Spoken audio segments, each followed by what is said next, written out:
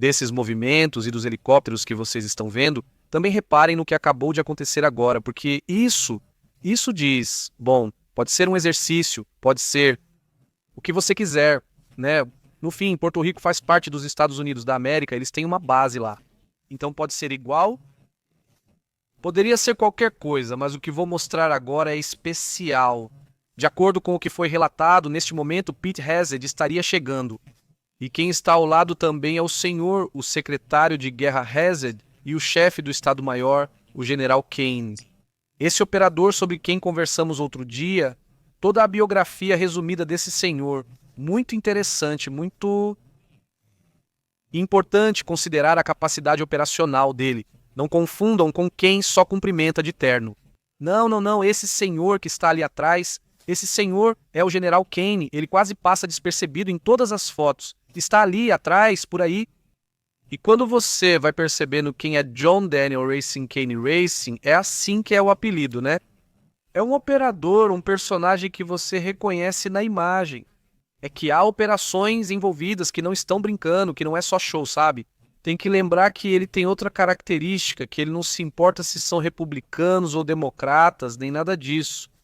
Ele trabalha sem chamar atenção e sempre com operações e operações que vão sempre no seguro. Eles tiveram operações longuíssimas, por exemplo, no Iraque, quando estavam as guerras nas quais foram relatados por aí. De 100 operações em que nenhum americano morreu.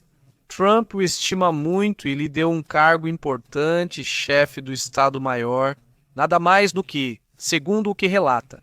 Nesse general de 4 estrelas, aliás, desculpe, não de 4 estrelas. Um general que também não se importa muito com esse assunto, mas sim um general que atuou mais em terra. Não é político, e sim um operador. É o primeiro chefe do Estado-Maior que atua não sendo tão político, mas sim sendo galim, que está nas ações. Ele atuou como diretor associado de assuntos militares na Agência Central de Inteligência entre 2021 e 2024, então tem experiência em inteligência. Ele foi quem comandou o ataque recente contra o Irã em junho, no qual esses programas nucleares foram bombardeados. Todo esse assunto, então, tem uma característica.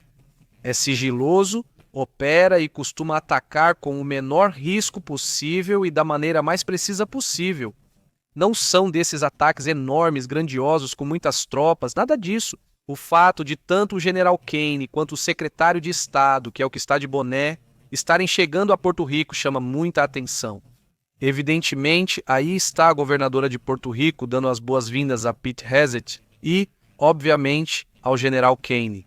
A governadora de Porto Rico informa que a visita deles é pela luta contra o cartel do narcotráfico perpetuado pelo narcotraficante ditador Maduro. Assim ou mais direto?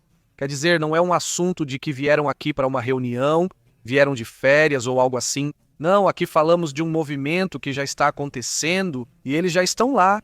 Secretário e chefe do Estado-Maior dentro de Porto Rico, a alguns quilômetros de onde está Maduro. Então parece que vem algo aí, né? Dá para ver? Aqui está a conta de Jennifer Gonzalez, a governadora de Porto Rico. Então falando sobre a honra e a recepção que estão dando para Pete Hegseth, evidentemente. Na sua conta, ela publicou o momento em que recebe o secretário de Defesa em Porto Rico. Bom, isso tudo indica que vai haver um movimento em breve. Ou seja, já falamos do secretário de Estado e que ele está em Porto Rico e que está lá por causa, digamos, da ofensiva contra o regime de Maduro, basicamente. Mas afinal, o que Maduro está fazendo? Em que ele está envolvido ou apostando? Bom, vamos aos detalhes. Antes de tudo, bom, estamos ao vivo. Obrigado por comentar, por deixar seus comentários aqui. Obrigado a toda a comunidade que nos enviou um super chat e nos apoia. Este canal de notícias internacionais, vejam, Maduro está mirando para bem, uma resposta forte, dizem. Pelo menos deste ponto, o regime Maduro está desafiando Trump com uma operação militar. A Venezuela faz grande mobilização militar em suas costas e fronteiras em resposta à intensificação da operação antidrogas dos Estados Unidos da América no Caribe. Segundo o que diz, Maduro afirma que a ofensiva é soberana, não há uma reação à pressão de Washington. Esta é uma operação nacional contra o narcotráfico, assegurou o presidente. Seja porque ele faz isso por vontade própria ou pressionado por Trump, não importa. Ele está agindo contra o crime organizado. porque um dia ele teve a ideia e de repente disse, depois de anos sem fazer nada, então disse: agora sim eu vou fazer. O ministro da Defesa, Vladimir Padrino, declarou: ninguém vai vir fazer o trabalho por nós, deixando claro que não vão permitir interferências estrangeiras em seu território. A mudança de foco do governo venezuelano é clara. Eles passaram da denúncia para a ação militar, realizando desdobramento. Ontem dissemos 25 mil soldados a mais, o dobro do que tinha na fronteira. Por exemplo, com a Colômbia, os estados que ficam voltados para o Caribe são onde está havendo maior concentração de militares venezuelanos, de acordo com o que foi relatado. Então, é aí que está o foco, é para onde a situação está se direcionando neste momento. Vamos a outros dados, outras informações também importantes. O que está acontecendo no mundo? Deixe-me contar para vocês a travessura que o Vansky fez, certo? Foi o Vansky que colocou isso, esta imagem, batendo em uma pessoa que está protestando.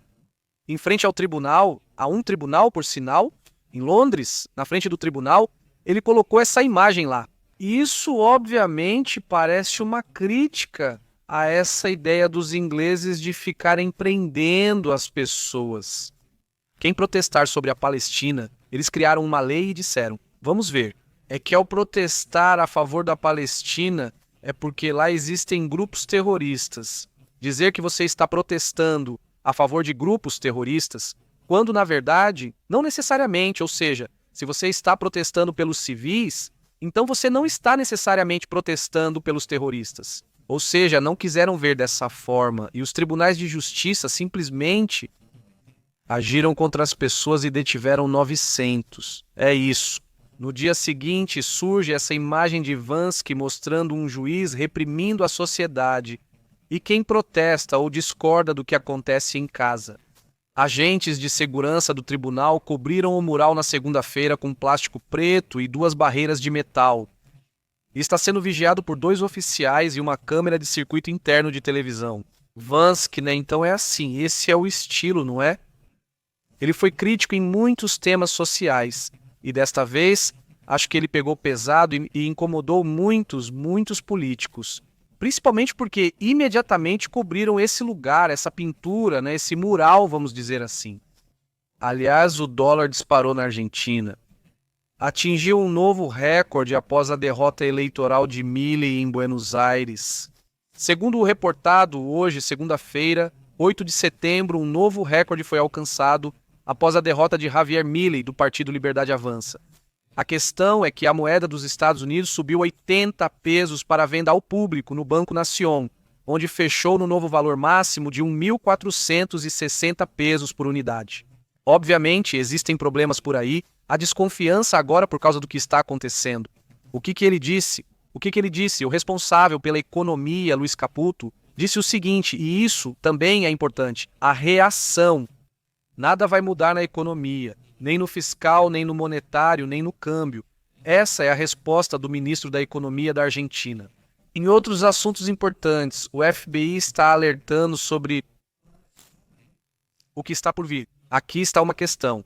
Acho que todos nós, cidadãos, queremos que nossos celulares, computadores, etc., sejam seguros, ou seja, que sejam o menos hackeáveis possível. Ter segurança, pois ali você pode ter sua conta bancária, fazer pagamentos, etc., certo? O que está acontecendo é que muitas empresas de tecnologia, como a Apple, estão criptografando ao extremo os celulares e os tornando super seguros, quase inhackeáveis. O FBI diz: quando queremos investigar um suposto criminoso, não conseguimos porque não temos acesso. Porque os celulares estão tão criptografados agora que é muito difícil investigar.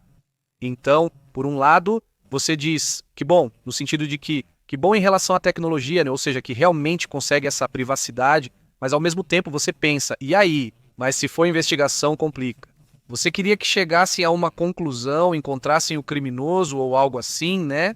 Quer dizer, essa é a parte que chama a atenção agora. O FBI alerta sobre riscos nessa situação. Alerta sobre o risco da criptografia de ponta a ponta nos dispositivos Apple, destacando que essa tecnologia pode dificultar a segurança pública.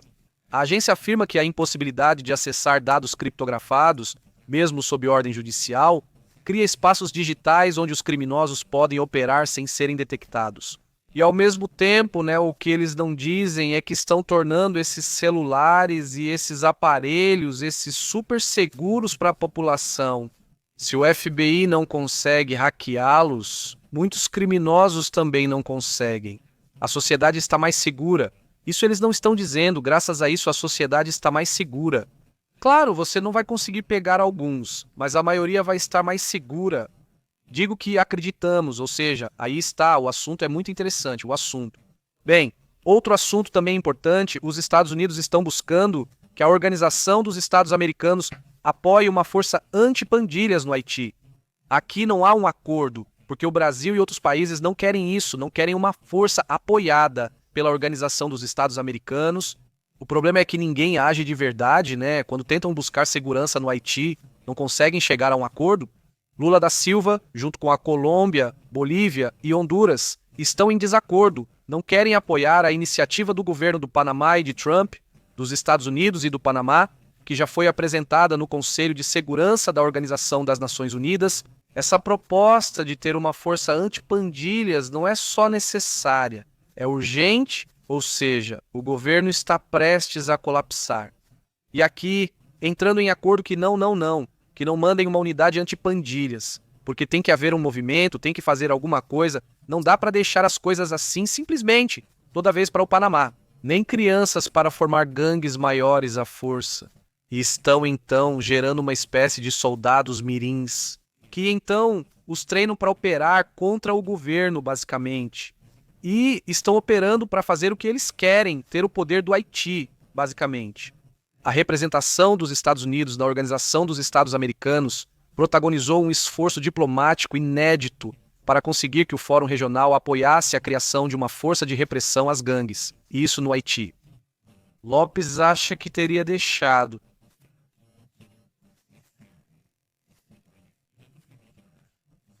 Junta de Gango.